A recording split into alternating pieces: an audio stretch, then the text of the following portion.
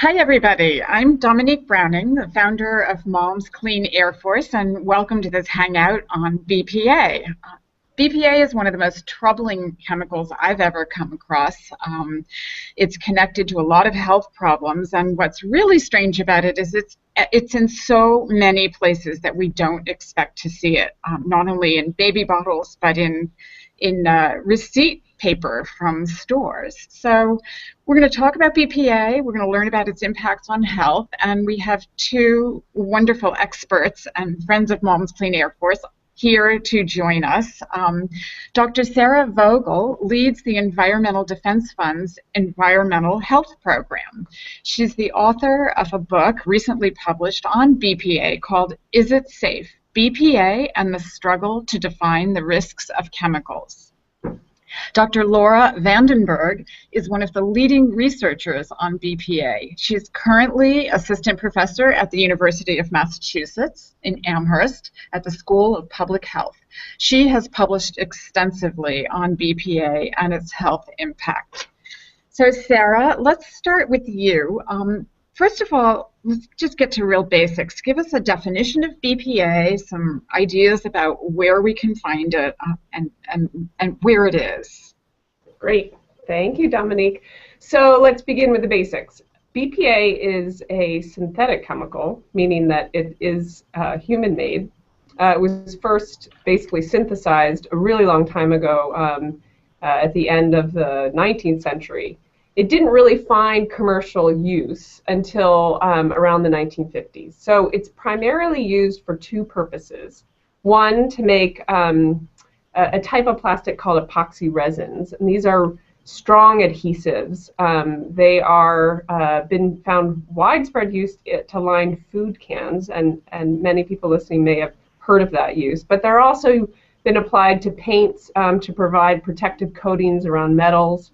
The second major use of BPA is in making polycarbonate plastic.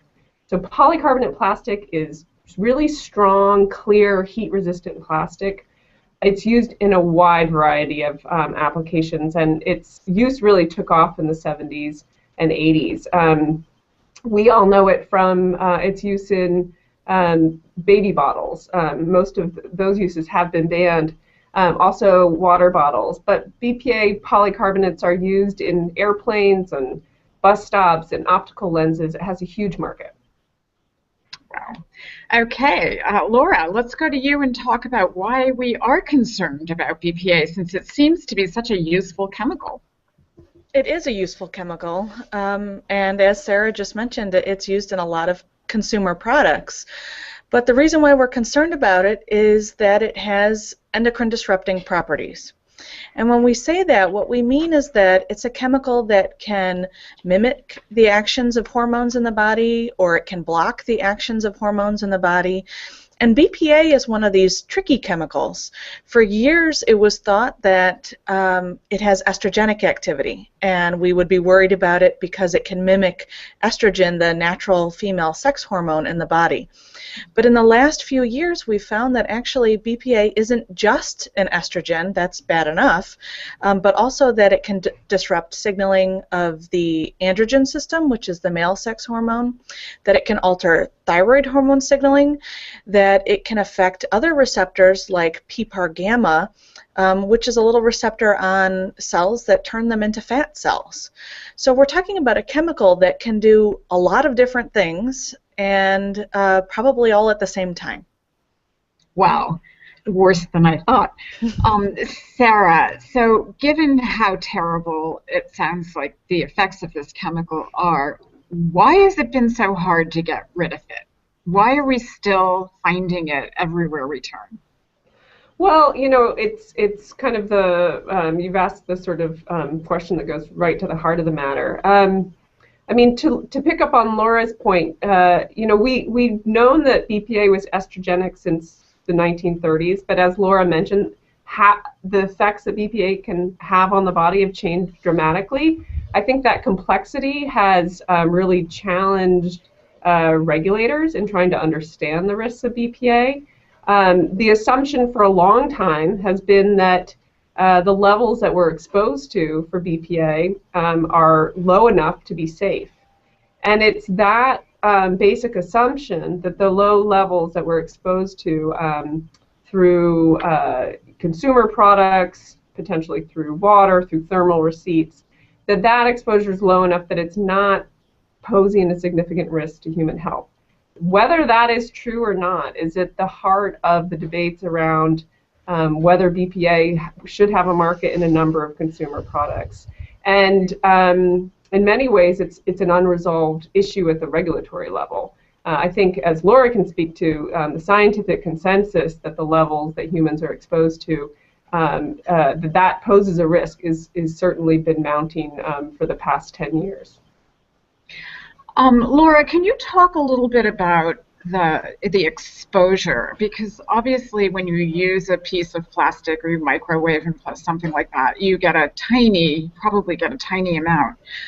But can you talk a little bit about how how chemicals like BPA could affect us over time?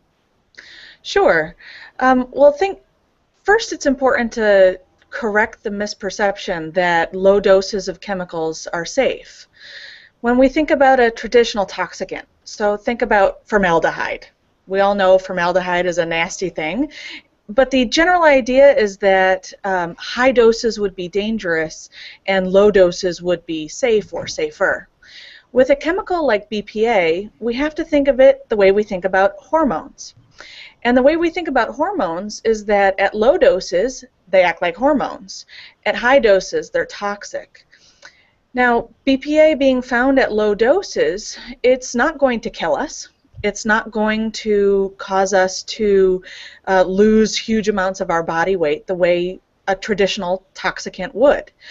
But instead, it's going to act like an estrogen in our body, which could have adverse effects that maybe don't manifest in a human for decades. So when we think about hormones, we think about them acting at part per billion or part per trillion doses. So to put that into the context of how we would think about something, that's less than a drop of water in an Olympic-sized swimming pool. That's how much hormone circulates in our body and is effective. So now we're talking about BPA circulating in our bodies, and it's circulating in the drops of water in an Olympic-sized swimming pool. Does that mean that it's safe at those doses? Actually, no. That's the concern, is that at those low doses is where this compound is going to actually have the effects that we would expect of a hormone. So, Laura, does it accumulate in our bodies, or does it go through? Give us a little bit more of an idea of what's happening in our bodies. All of the scientific evidence that's been collected so far suggests that our body can remove this chemical fairly efficiently. So it enters our body, and it takes about 4 to 6 hours to be removed.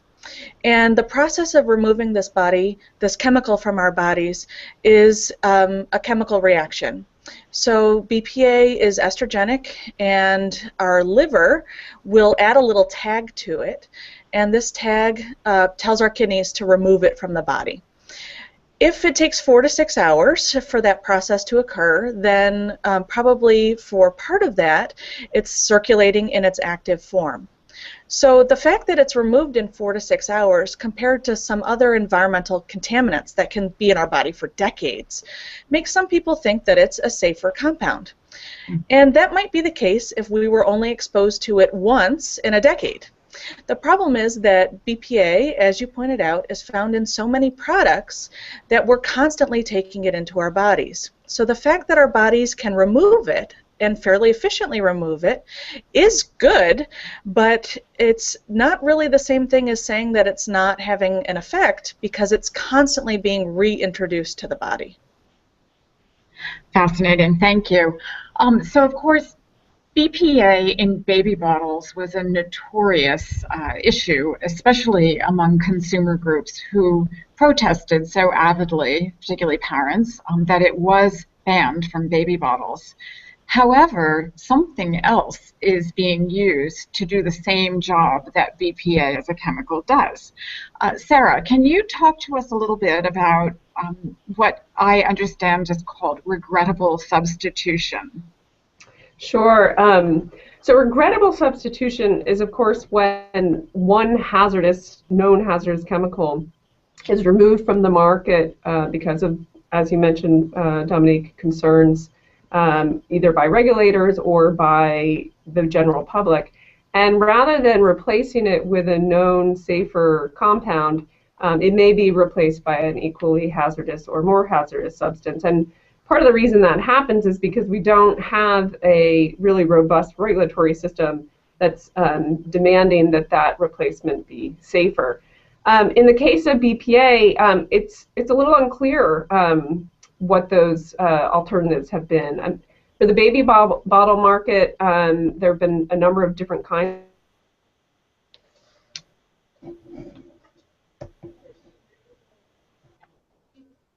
I've lost Sarah.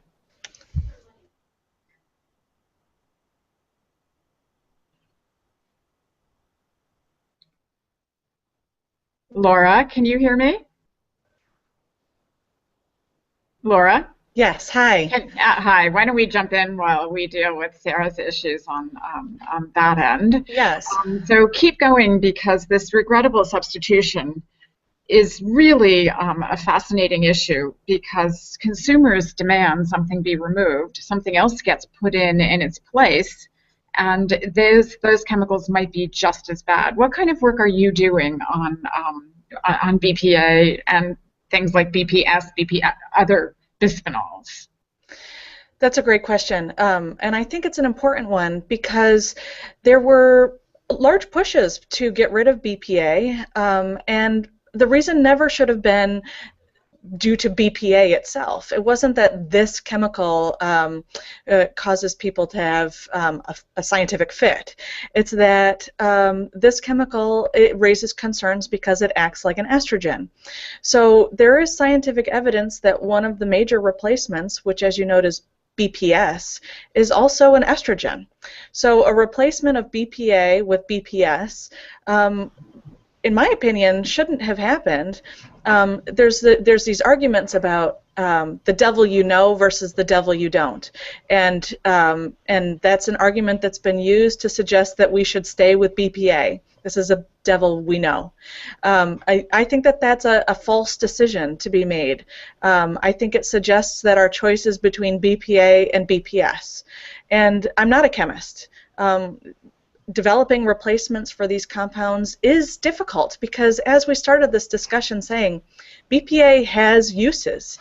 It's a very strong, shatter-resistant, heat-resistant plastic, and that's important for things like our windshields. We want our windshields to be shatter-resistant, but continually setting up this false dichotomy of our choices between one compound that's an estrogen and another compound that's an estrogen, that suggests that we're not going to be innovative, that we're not going to look for solutions, and we know chemists that are. So there's a market out there for safer products, and we have to be cautious when we replace one chemical without thinking about what we're replacing it with. Are all bisphenols, is the entire bisphenol family dysfunctional, so to speak? Are all bisphenols hormone disruptors? I'm not sure that that's actually been very well studied. So there's other analogs of BPA that also have been suggested to bind to estrogen receptors, but the number of these compounds just continues to increase. I think an important point, though, is when I was talking to a reporter about BPS, he said to me, now here's a chemical, Bisphenol-A, Bisphenol-S. Wouldn't you have guessed that they would have very similar biological responses? Wouldn't you have guessed that they would both be estrogens? And And my reply would be yes. So for years it was thought that hormone receptors were very selective, that only estrogen would ever fit into the little binding pocket of the estrogen receptor. We've known for decades now that that's not true, that something like BPA can sneak in there and bind and act like an estrogen. So it shouldn't be a surprise that other compounds that look like BPA on a chemical level would also be estrogens. Okay, I'm going to come back to you with some other questions about health effects, particularly asthma. But Sarah, are you back on? I am. Sorry about that. Okay, great. No, that's okay. So the new world of technology. I did want to I want to press on this regrettable substitution point a little bit more because it just shows us the need for strong regulations because, parents who are going out there to buy stuff for our homes, to feed our children, we are not scientifically equipped to make judgments about what's going on. We trust that our stores are selling us safe products. That's clearly not happening. So talk a little bit about what can be done about that. Yeah, I mean, I think it's pretty unfair to place the burden on the consumer to make these decisions. In part, you really can't, and that's what really comes down to the regrettable, substitution problem. We need a referee, an honest broker in this space. We need a strong regulatory system that not only is making decisions for what chemicals can and cannot come onto the market, and this includes, both the EPA and the FDA, because BPA is one of these chemicals that's regulated by both agencies. So there are different kind of legal statutes that inform this, but a lot of the science that Laura's talking about today is very new and cutting edge, and our regulatory system is catching up with that science. And the reason that's really important is that we want to make sure that really the best available science, most cutting edge science is being used in those assessments about what makes a chemical safer or not. So, trying to make that determination is actually a very difficult process. And if we're basing that definition on outdated ideas about what makes a chemical toxic or not, and not integrating these new understandings about how chemicals can act at low doses, how different time periods are very sensitive, we're not going to make the kind of progress that we need to make. So. That burden falls on our federal system, and that's why we have a federal system to provide a really sound floor for consumers to have confidence in the products that they buy every day. All right. Laura, back to you. I got a question about asthma and BPA. Is there a connection? What is it? There are some very preliminary human studies that suggest that there's a possible link between BPA exposure levels in humans and asthma. I'm not sure that those epidemiology studies are really strong enough to suggest a true link. And I believe, if I'm recalling correctly, that they found that exposures to BPA or exposure levels at one point in life were associated with an increase in wheeze in children, but exposure levels at another point in life were not. So that suggests a potentially complex relationship between a chemical exposure at one time in life and a disease, and no effect or even the opposite effect at another time in development. Generally, when we try to look at complex diseases like this, we start with animal models, and they give us a clue of what we should look at in human populations. Because in animal models, we can control the exposure. We can have a group of animals that aren't exposed to the chemical at all, so we have a real control group to compare them to. In humans, there's no control group, so there isn't a hidden population of people that aren't exposed to BPA but otherwise have the same lifestyle as you and me who are exposed. So this makes it very, very hard. And as we've seen from sort of the historical perspective of public health and looking at epidemiology studies, it's very hard to show a causal relationship between a chemical exposure and a disease. So think about how long it took to show that tobacco smoke was a causal factor in lung cancer. So we have to take the epidemiology studies that are available with a large dose of caution. There's a lot of other factors that are involved that could influence diseases, and asthma is a very complex disease. And I think it also raises the point that Sarah was starting to address, which is that the way that we've tested chemicals for years, we're not looking at asthma, we're not looking at allergies, we're not even really looking at our sensitivity to carcinogens in developing cancer. Most of those traditional assays that have been used to test chemicals like BPA look at, does this chemical kill?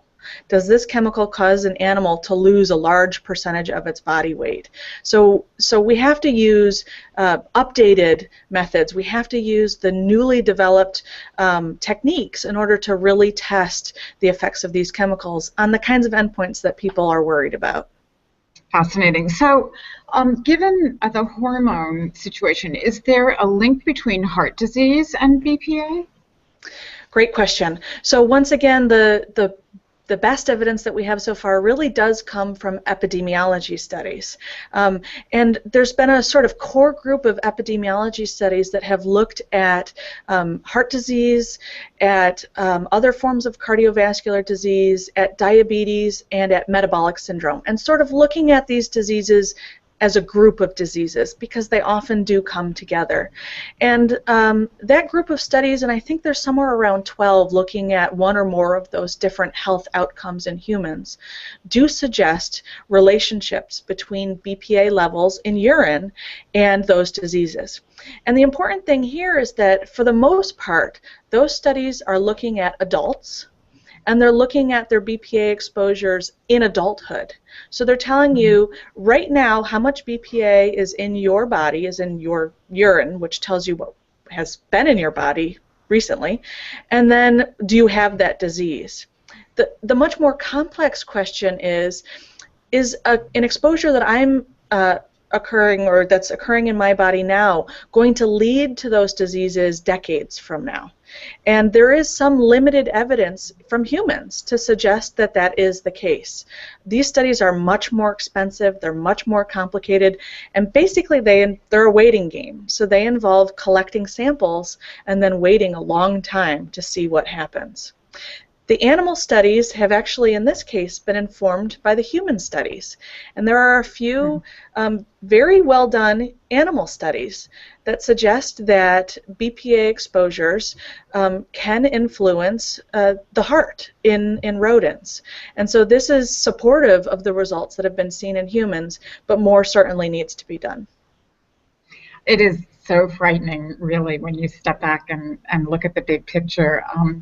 I want to ask you, as somebody who is so deeply into this research, how do you avoid BPA in your life?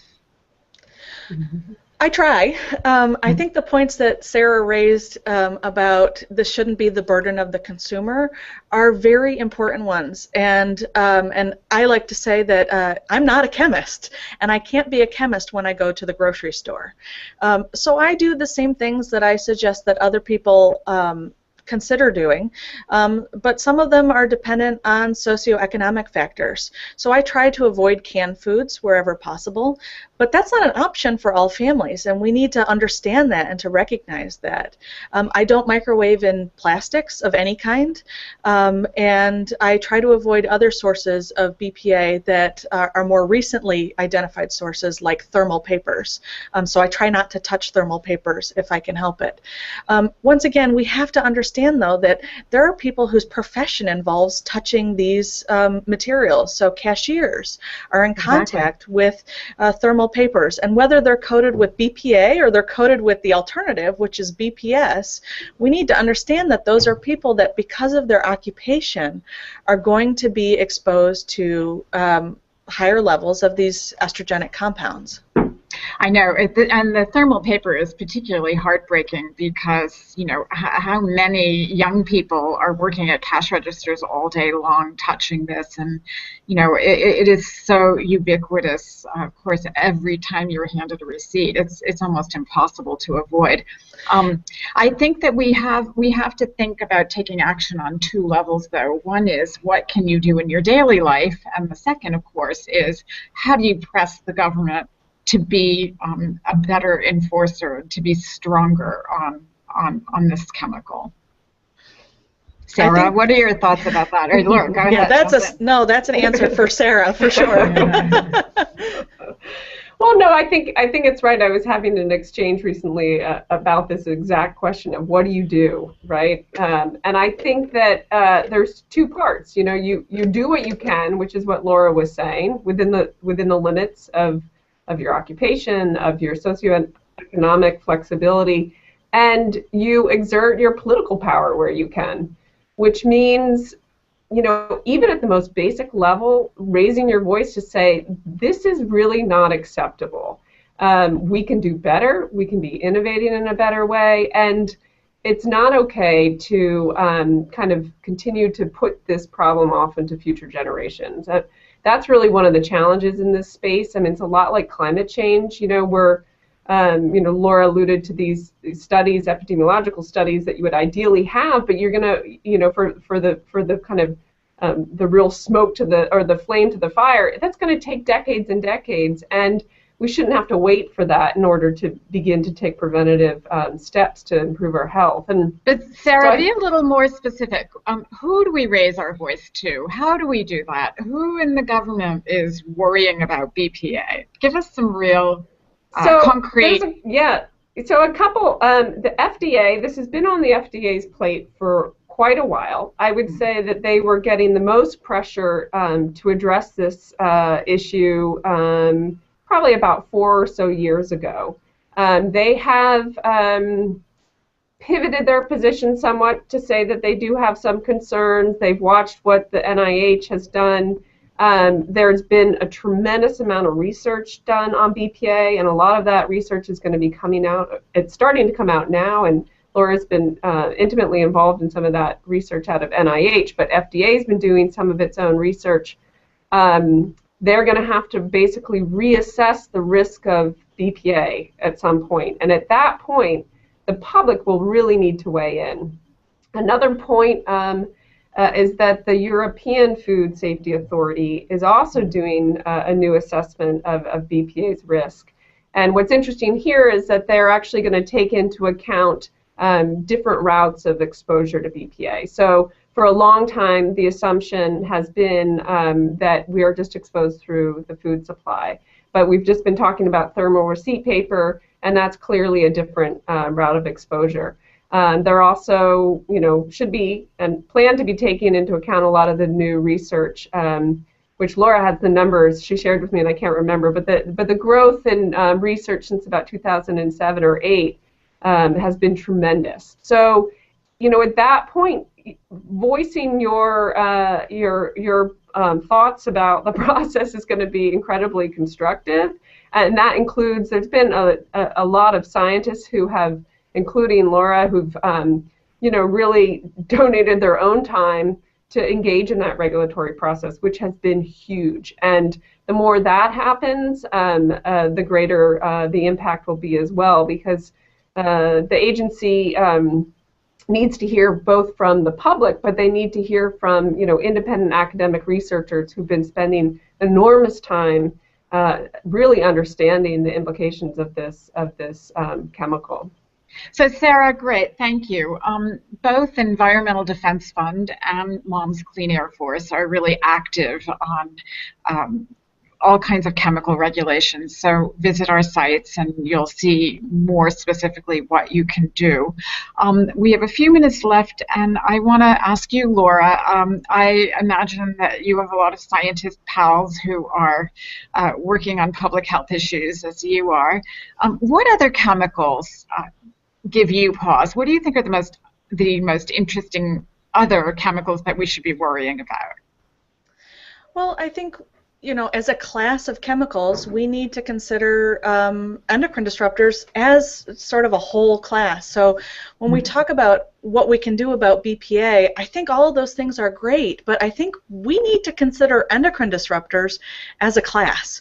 The amount of money that's been spent on BPA research and the amount of time that's been spent, we can't do this one chemical at a time. We'll never get anywhere. There's somewhere like 80,000 chemicals currently in use around the world, and somewhere around 1,500 of them are recognized as likely or putative or known endocrine disruptors. So if we do this one at a time, we're in big trouble. It'll take millennia to deal with them. That's such a great point. So what are other endocrine disruptors? So another group that's been very well studied are phthalates. So we often think about phthalates, and the rubber ducky became sort of the picture of what a phthalate is, or at the inside of your shower curtain. But there's a huge range of uses of phthalates. So a lot of people don't realize that any product that has a scent that stays on your body is likely to include phthalates. They're used as fragrance binders to stick to you. So we think about the wonderful smells that mom has as she holds her baby, and the idea that we're using products that purposefully add those smells so that they stick to mom, so that she smells like a mom. Basically, we're talking about something that's disrupting hormones, and that we're putting them on our skin so close to where we contact babies, or worse, we're putting them directly on the baby's skin. So I think phthalates as a whole class are one that needs to be considered. It has a lot of pieces to it, so it's possible that there's a phthalate in there that we don't have to worry about, but I think that's probably unlikely. The other chemical that comes to mind immediately, just because of the actions that were taken this week, is triclosan. So this is a compound that's added to soaps, it's added to toothpaste, and it's used as an antimicrobial agent. And this week the FDA took action against this chemical and is requiring companies to show that this chemical is, when it's added to antimicrobial soaps, that it's more effective than soap and water alone. And the concerns about this chemical are that it can create antibiotic or microbial or soap-resistant germs. But also, this chemical is an endocrine disruptor. So it's used in so many products, and because it's found in soaps and in other personal care products, it's also being found in wastewater now. So it's affecting wildlife. It disrupts estrogen signaling, and it probably also disrupts thyroid hormone signaling. So those are the ones that sort of fall to the top of my head. But if the number of pesticides that we should worry about, herbicides, there's a long list. Okay, great. But I think your point about endocrine disruptors in general and how we can't go chemical by chemical is an incredibly profound and important point, and something worth continuing to talk about. Thank you so much, Laura, for spending time hanging out with us here. Sarah, thank you. I find this conversation incredibly inspiring, so I really appreciate all of your effort. Thanks, you. Thanks, Dominique. Thanks, Laura. It was really fun. Yes. Thank you, everybody, for joining in. And the conversation is only beginning. We'll continue online. Bye. Bye.